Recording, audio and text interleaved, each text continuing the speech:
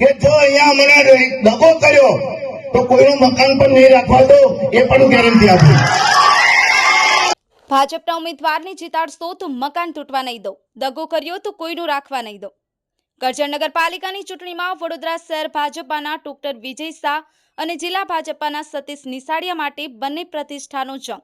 કરજણ નગરપાલિકાની સામાન્ય ચૂંટણી માટે વોર્ડ નંબર 7માં પ્રચાર દરમિયાન વડોદરા જિલ્લા ભાજપ પ્રમુખ સતીશ પટેલે સભા સ્થળે સ્ટેજ પરથી જ મતદારોની ધમકી આપતા હોવાનો વિડીયો થયો વાયરલ.